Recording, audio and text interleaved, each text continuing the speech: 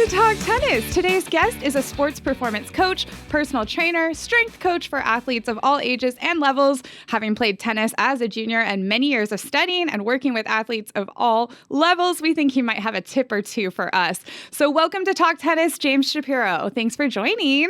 Thank you, Michelle, for having me on this episode. And I'm excited, not just to be on the show, but to talk everything, anything strength related, strength conditioning, fitness related, especially with the tennis community, because it's just a group that I'm really passionate about. Yes, I love this too. I'm kind of like this weird person that I grew up training for tennis my whole life, played D1 college, did all that, and then finished my college career and still wanted to be in tennis, coaching and all that, but kind of took a step away from my personal health journey. And then I turned 30 and moved here and started working at Tennis Warehouse. And now it's definitely a huge pillar of my life. If I don't get my workout in, there is no actual, there is no if I don't get my workout in. It's such an important part of my day so I appreciate you being here. No, it's definitely, I think, a part of my own daily routine as well, for all the hours that I put in, whether it's on the court, in the gym, out in the park, that I still also have to take care of my own health, because I think it's paramount to not just showing that, hey, you are caring about your own health, but if you don't help yourself, you can't help others. That's kind of one of my mantras. Totally. And that whole put on your life jacket before you put on anyone else's, which I know many of us are guilty of, worrying about controlling everything else. But yes, being able to provide people with your best version, which endorphins and all that. But before we get into the weeds, give me a little bit of background on you. How did you end up here? Why tennis? Tell me about your path. Sure. So my tennis background connection actually dates so far back. I played juniors, and I know there's always this conversation of, hey, when did you start to play? And I was kind of considered a late bloomer at that end, 12, 13. But I played for a few years, definitely not to the level that some of the kids and some of the college D1 level players I work with now, they would just wipe the floor with me. But that kind of love for the game then translated me to then becoming a USPTA, first recreational coach. Then I upgraded that to a professional level coach. And I, worked in the Northeast for a while, about 3 to 4 years, and had opportunities to work in summer camps, independently, be a director in one position. And I just saw that there was a bigger gap in terms of the physical development. And, my love was not just for the game, but also the training process for it. There's a lot of things that people fall in love with the journey, not so much the end result. And that's something that I loved and I cared for. And I loved helping other people get to that point. So over the next 9 years, working in the New York City market as a personal trainer, sports performance coach, strength coach, and amassing 2 master's degrees, because I thought, knowledge is wealth. And the more I can do to provide for not only my clients and athletes from a interpersonal level, but also from the hard sciences, the advanced techniques, and everything else in between, the better. So investing in myself to invest in others seemed reasonable.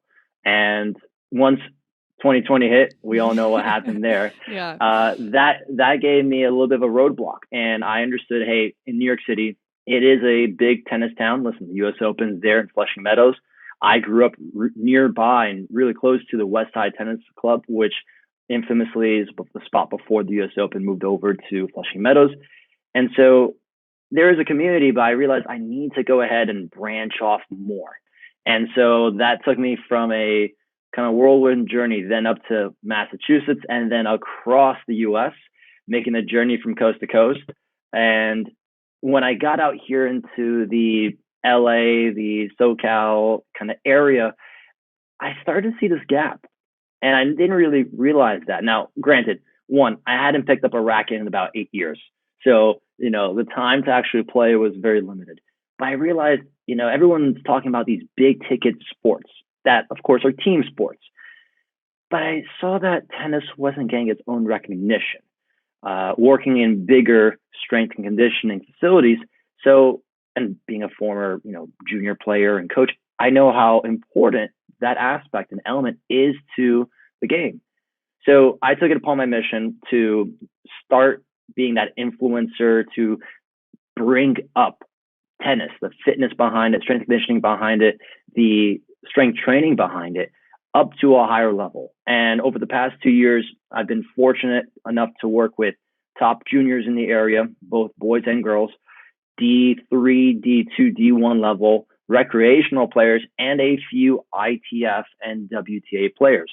So it's been a journey, but I never would have thought that I would fall back in love and have really the majority of people I work with be tennis players, be tennis athletes.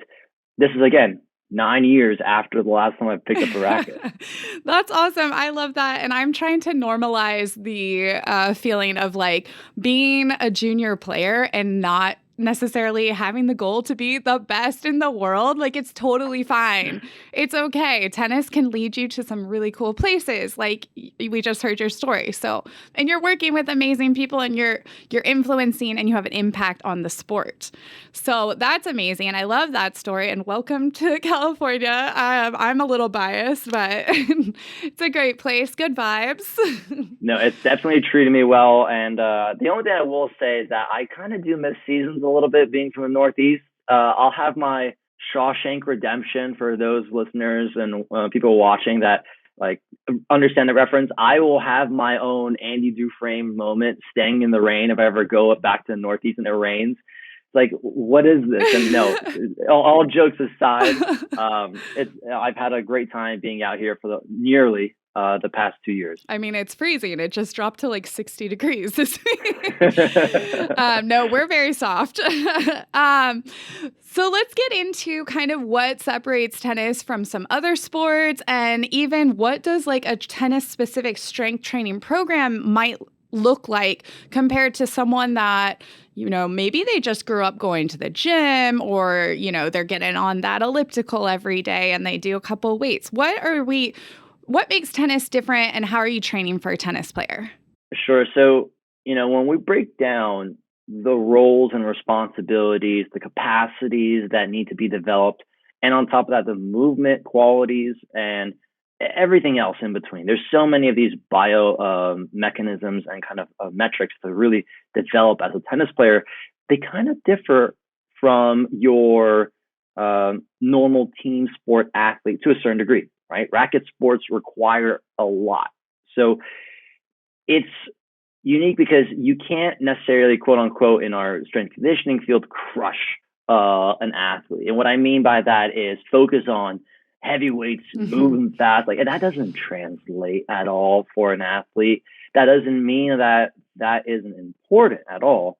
But when working with any level of athlete, especially playing tennis, you have to understand that movement efficiency, motor control, developing change of direction, some parts of agility as well, and power are some of the biggest components for the tennis athlete. So how that also differs, or what you can look like, what that strength training session can look like, is primarily, I would say, about, if I had to give a good ratio on average, it's about 60% movement. Okay. And about 40% on the other areas. We're talking about mobility, we're talking about strength, we're talking about bits and pieces of power, but also the injury prevention section as well, right? And I know we're talking not just to, the pros listening, and not just the aspiring juniors and Division 1, 2, 3 collegiate players as well, but we're also talking about to the recreational players. That's what makes up the majority of the tennis community. And so, understanding that you don't have to train like the track and field USA team, that you don't have to train necessarily like a NFL linebacker, that you don't have to try to think about your movement being as efficient and quick and agile as a soccer player. It's a mixture of so many elements that it is not necessarily considered, especially in our industry in strength conditioning, as a traditional or by the book type of plug and play program or training. And I think maybe I personally have seen this trend change over my lifetime, and I don't know, you're still young, but maybe you can talk a little bit about it. All of a sudden, tennis players are actually spending a lot of time on mobility, and they're doing more functional training. And, whereas I feel like 20 years ago, it was like you're in the gym, you're working with the same trainer that trained the football team, the same trainer that trains the swimmers, and it's like all of a sudden you're running, and if you don't get a certain mile time, you have to do it again, or you're off the team for a week. It's like, thankfully, like I feel like we got past that, but hopefully, knock on wood. Talk to me a little bit about how like that shifted, and thank goodness. Yeah, no, thank goodness. I mean, it's we've gone from this aspect. I think what you're talking about was that tennis was seen as they need to be doing what we're doing. Yeah. It doesn't matter. Like sport specificity demands analyzing the energy systems. Like, no. They need to run the mile. They need to run the 10 mile. Right. They need to be doing all these push-ups and chin-ups. It kind of sounds familiar with also a lot of other areas. Like the Army has retooled, revamped their physical testing as well. So when it comes down to it, I think tennis, we look at the speed of the matches. The strings have changed. The technology has changed on the rackets. The players are, I'm not trying to put anyone's names out there, but compared to the field of men and women that we have today to 30 years ago into the 90s, it's absurd the level of athleticism that is required, but also some of these shots. I mean, you need to be getting down so low. I'm shocked. My back hurts maybe watching a few of these. My hips are like, ooh, I felt this one. Same. but these players are practicing getting into these deep positions, having the mobility at the ankle, at the hip, and the rotation needed for some of these crazy shots. These are things that we didn't see about 30 years ago. Right. So I think the shift and change has been dramatically going to that direction that you need to be mobile. You need to have the footwork. You need to be also strong in those positions. And the functional styles of training there, like I mentioned earlier, are not necessarily aligned with what we see from a normal old-fashioned strength conditioning type of format. Yeah, for sure. And then speaking on that, I'd love you to hit on some differences, like you're working with a top player that's trying to go pro or go D1, get that full scholarship, versus you're working with someone that plays tennis recreationally, but it's still a very important part of their life. What does that look like? How different is that? How much is the time difference? And maybe explain how that works. Absolutely. So I think one, no matter what rating you are, in comparison, let's say to a junior player, someone who's got some time on their side, they're still youthful, they're still springy. My ankles are cracking like they're a salt shaker, but they are going to be what we consider and term as more tendinous.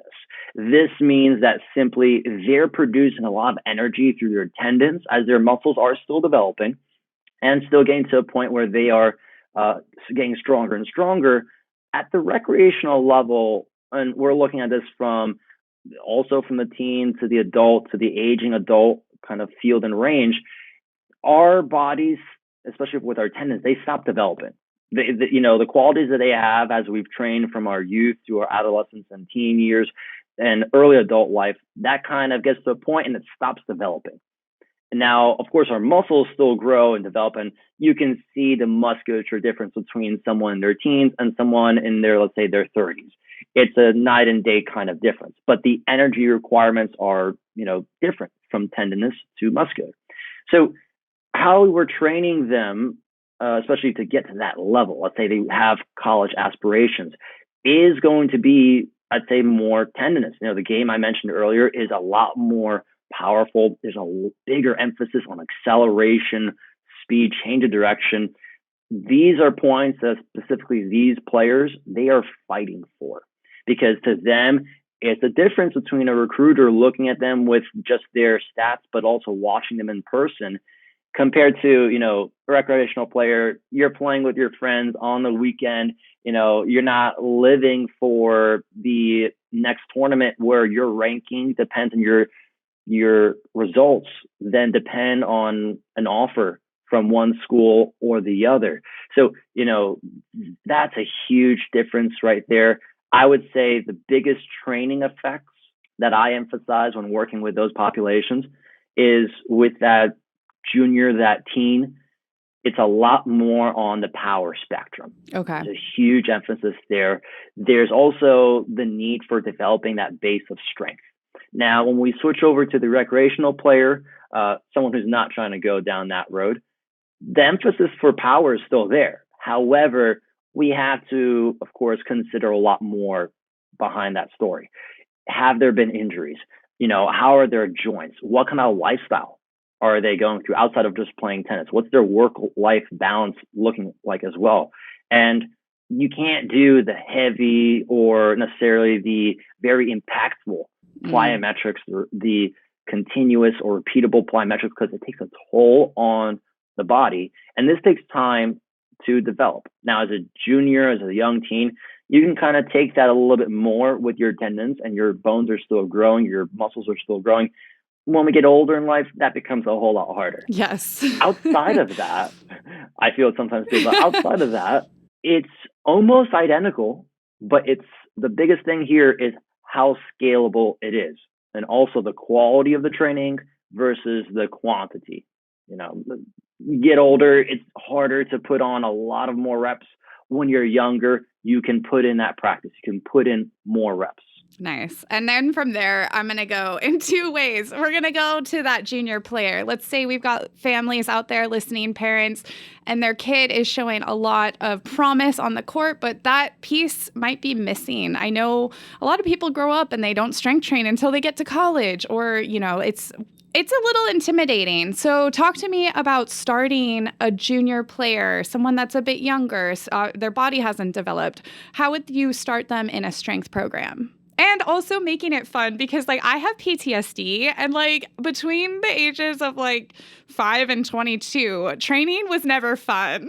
It's I think I hear different stories, and I think it comes down to who you had as a coach or a trainer. Yeah, that's the biggest influence. But ironically, and that's also one of the things that brought me, when I've moved out here into Southern California a lot more, was that I saw the influx of players I was working with, but also their training age.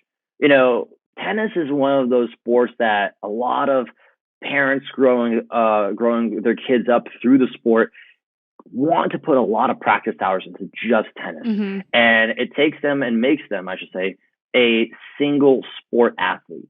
Now, growing up, I played baseball, soccer, basketball, and tennis. Then later on, I did Japanese sword fencing. I did kendo. Nice. I did boxing. I mean, it was just something that I thought that was part of the process as a, one-on-one sport, not a team sport type of setting.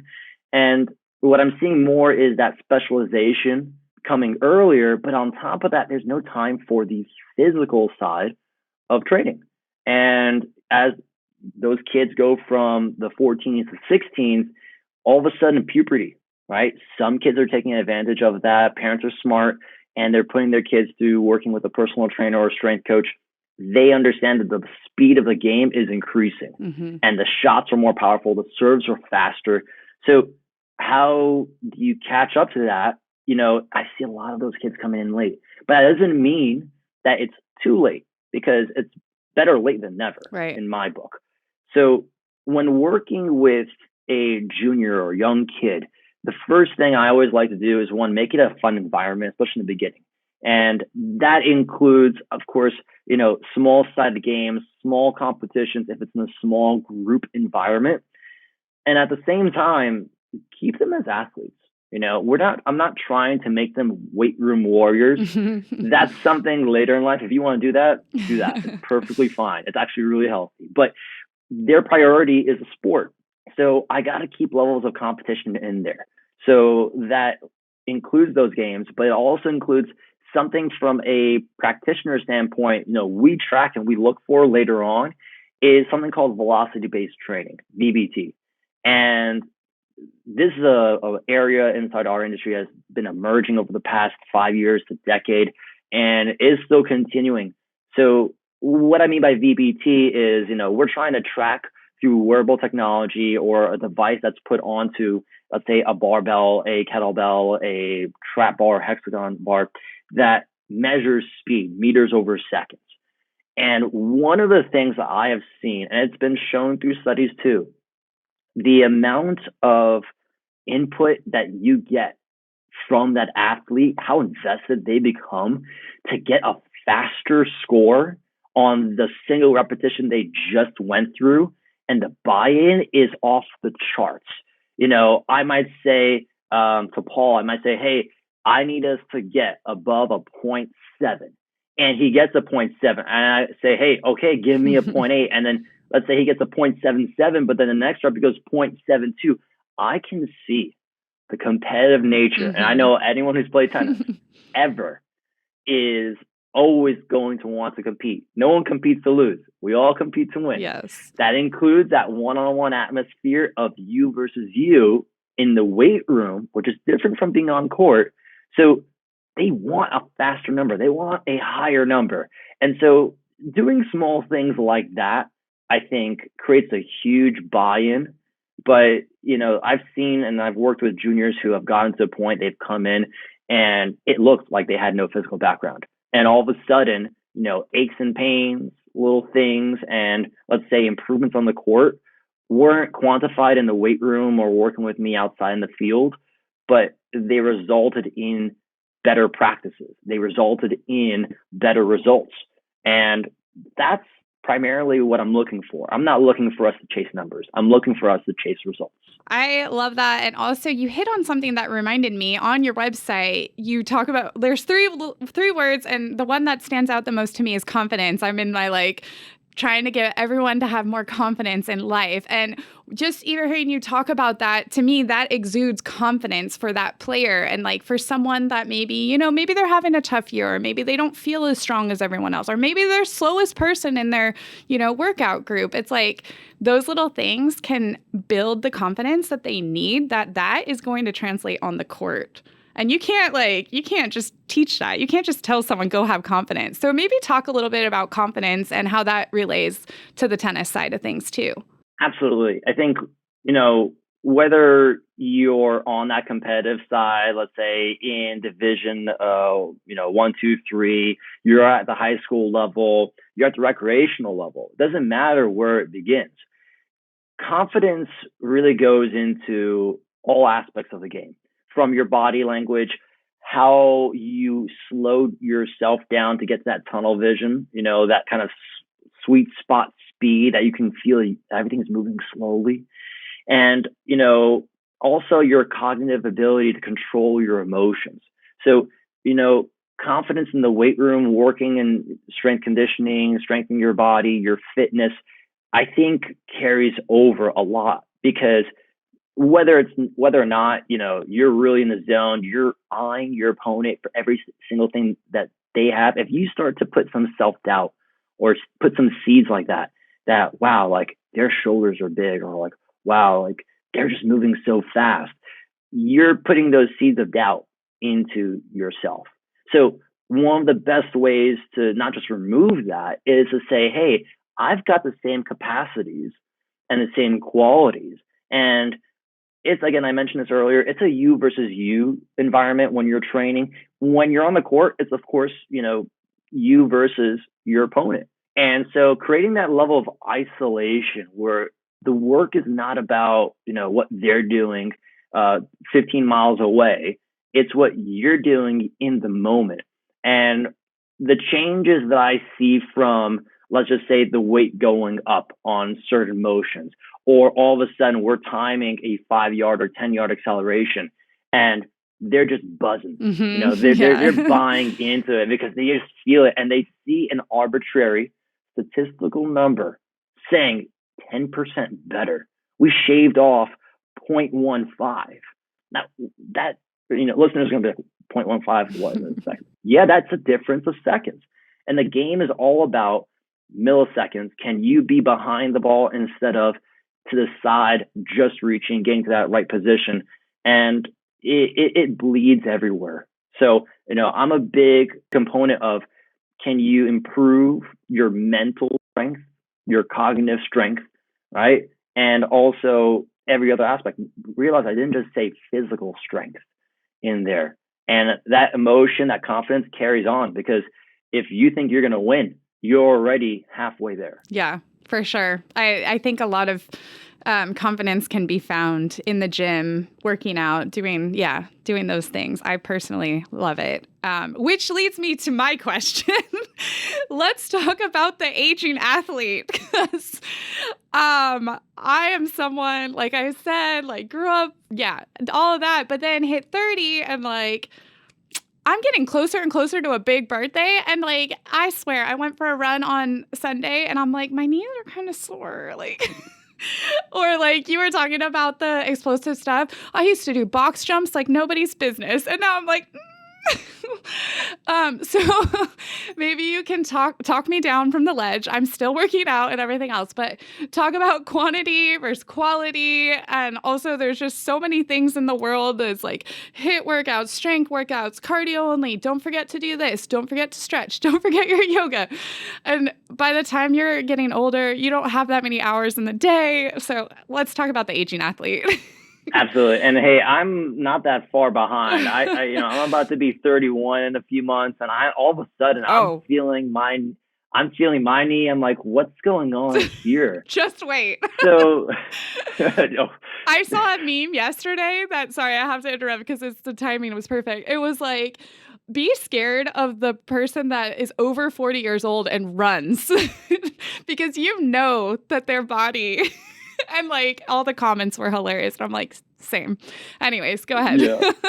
No. Working, with an aging body, because, our goal, and we see this on the court a lot, right? Tennis is one of those sports that you could be the ageless athlete in.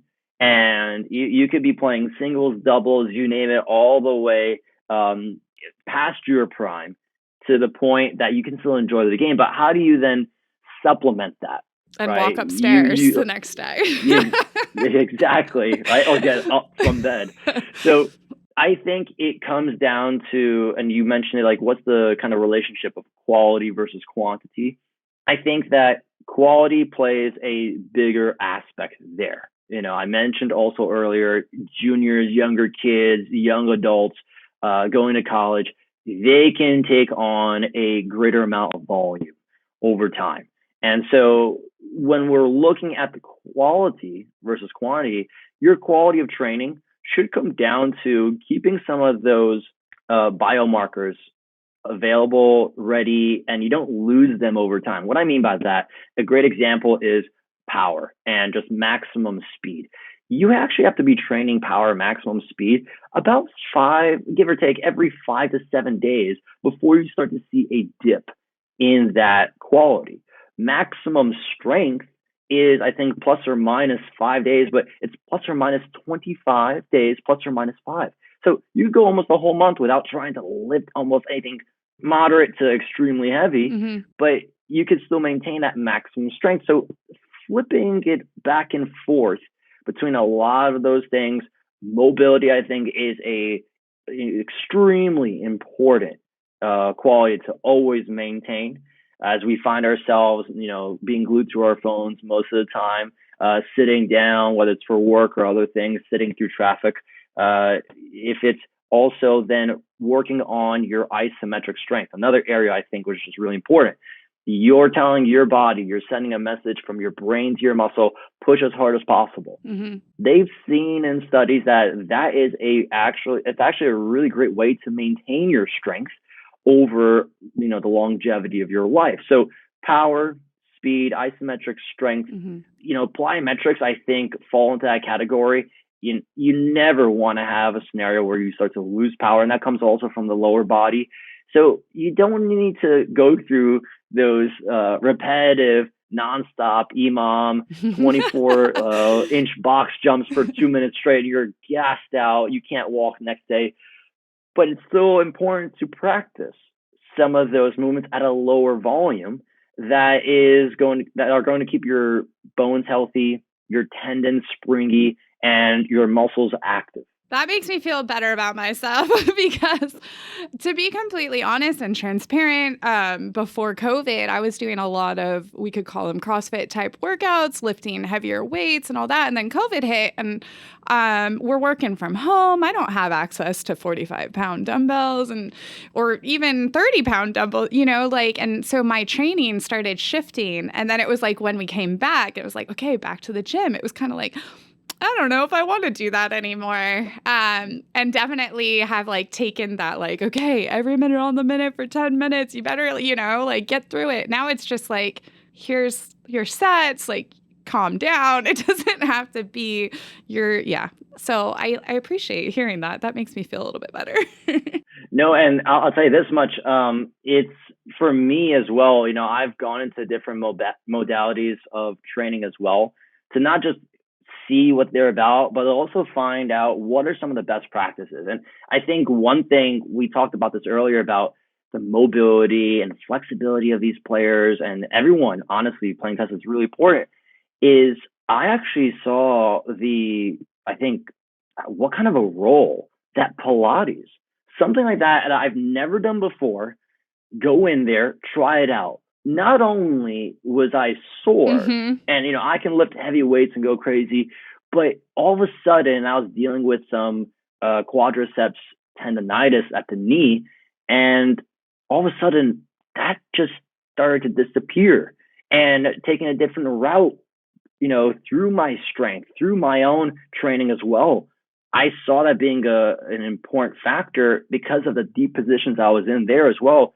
I mean, you are only going to be the best athlete if you kind of diversify that portfolio to a certain degree. Be really good and not just one singular item, one singular kind of workout. I love that. And then that low impact stuff, because you're in LA, the hot girl walk is trendy.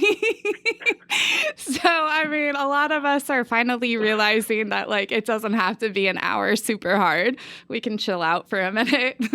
Those walking desks, I really want one. But let's see, what else? So what are the most common injuries that players have come to you with, and how are you combating it and working through it? This is, of course, going to be different for some viewers and, what their clubs or where they play, how that differs.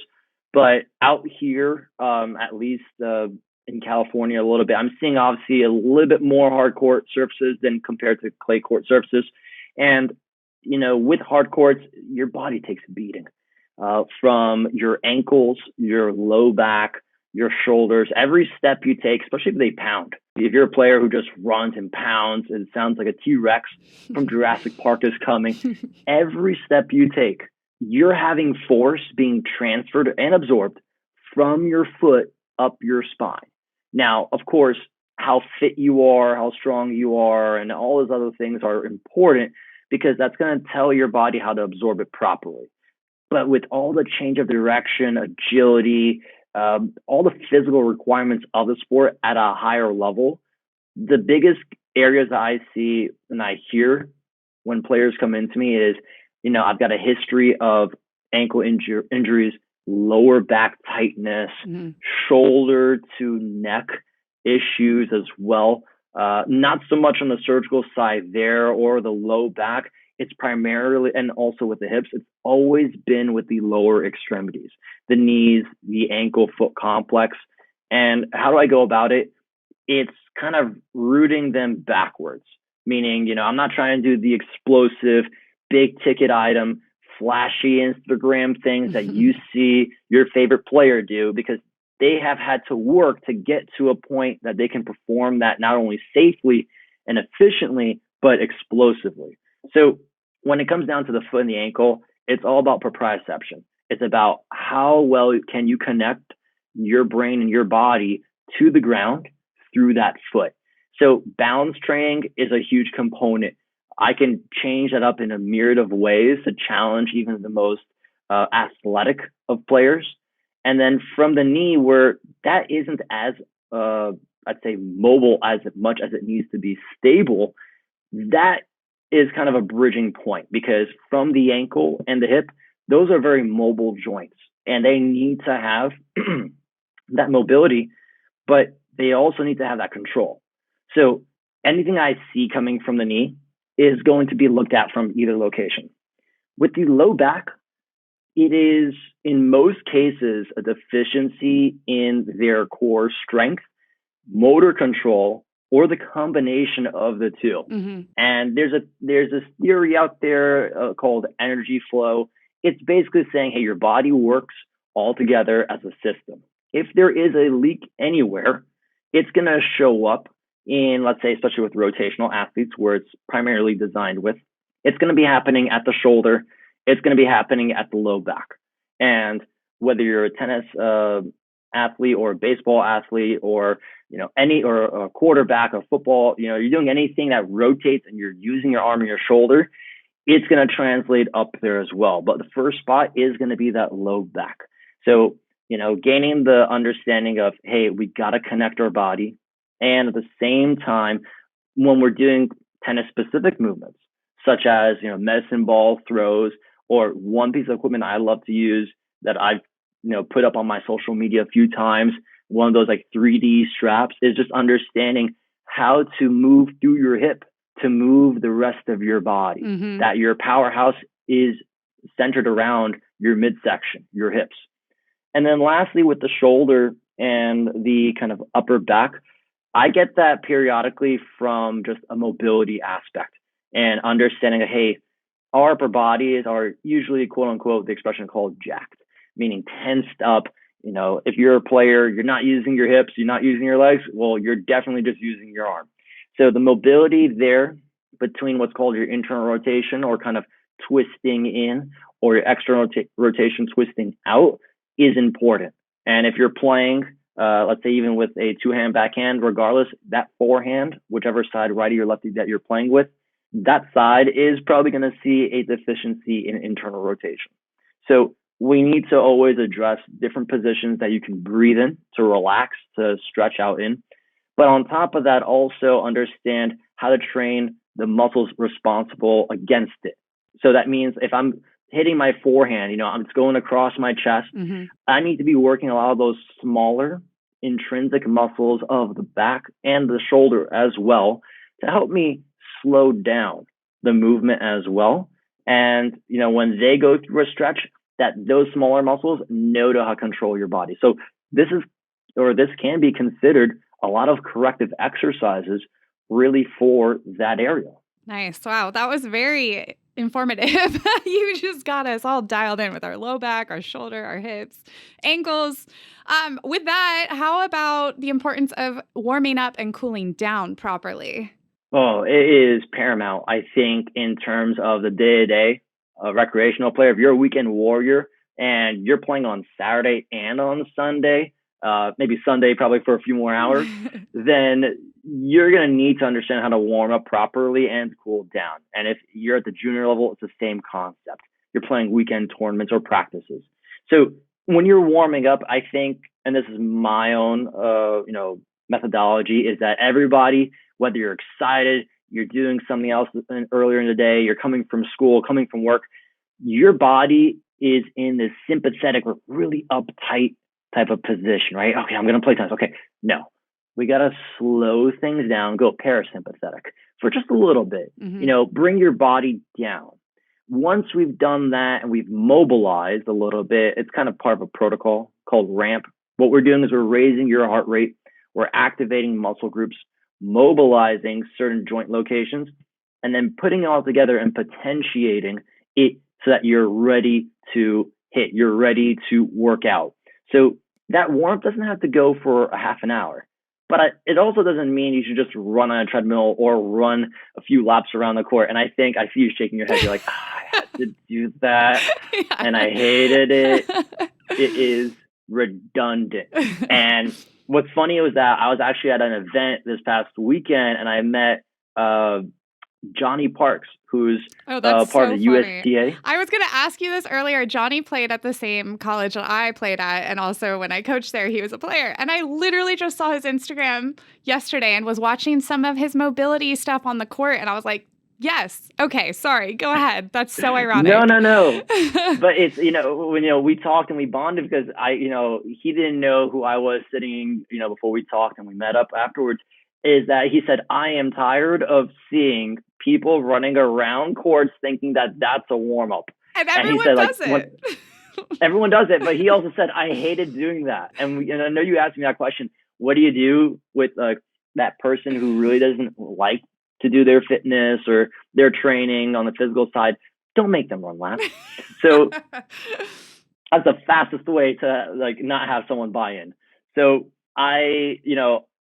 getting to a point where it becomes then specific for a little bit, your warm up could just be 7 to 8 minutes broken down into certain criteria and kind of like check boxes that you're marking off. Hey, I'm warmed up. My heart rate's up. I feel mobile. I feel like I've done some stuff into the tennis movements I need to go through side to side or rotational, what have you. And I'm primed. I'm ready to go. Now, your cool down should be kind of like that beginning part of that warm up. You're trying to take yourself from the top of that roller coaster all the way down, but then slow yourself down. So my kind of methodology, my practice with a lot of players as well, and I've sent these cool downs to them as well, is to, hey, enter some static positions, whether you're standing, whether you're half kneeling, and in most cases, actually lying down on your back or on all fours, hands and knees, just focusing on your breathing. Get into those positions. Not to get into too much depth, but our ribs and our hips, our pelvis, contribute to a ton of motion for the rest of our body. Mm-hmm. So if we can do some parasympathetic breathing, our anxiety, our stress, or excitement to the point where we can breathe normally and cool ourselves down. Again, this is kind of like that mentality route as well. You're able to actually influence the rest of your body through your breathing and more or less also your body's ability to recover after the fact. Nice. Good answers. I saw this question and I absolutely loved it. So I was hoping you could help because we're running out of time, even though I feel like I could talk to you for hours, but I know you've got a busy day of training. Someone was saying how they are playing competitive. They're 3-5, but they want to get better at tennis and they're having success. So they're going to be playing a lot more tennis, but they also want to get stronger and they want to be able to manage time on the court, first time on the gym, and what does that look like? And let's say, like we're talking about an adult who also has a full-time job. So all of this is just the extracurricular. And what would you suggest between him practicing, his tennis, but then also getting better at tennis and getting stronger in the gym? I would say try to perform the minimum effective dose. I think a lot of people, when they come to the gym, and if they don't have an aide or a trainer to work with them, knowing what kind of program they should be doing, people overshoot, they overthink, they overdo. We worry why we're sore the next day, and it becomes then too much. And the expression is, you pour too much stressors into that blender, that top is going to explode. And so, how do you do it properly? Get the minimum effective dose. So if you're crammed for time with all of those things as well that you mentioned, I would say don't worry about how much time you're spending in the gym. Try to hit the very basics, just 1-2 movements on for your speed or your power from the upper body with a medicine ball, for example. Try to hit one thing. I think one movement I love doing with a lot of my athletes, regardless of your skill level or age or strength levels, is a trap bar deadlift. And that can be you can put it into different variations where it's less stress and load on the spine, maybe more challenging for athleticism, and do some smaller jumps, do some stuff for your core. I would say don't try to hammer out bench presses and go 3-4 sets, go crazy like you're a bodybuilder. Understand the blender analogy that I just provided and try to get the minimum effective dose so the top of that lid can stay on. But I would also just say, if there's a day that you just don't feel it, don't worry about it. I would say cut that workout short. Maybe just start walking on that incline treadmill at a very high pace. Get intervals there for just about 5 to 10 minutes. Do some other smaller mobility things, and 30 minutes probably have like blasted by you in a small time frame, but you accomplished the things you needed to keep a lot of those qualities around for yourself, but also so you stay fresh for those tournaments.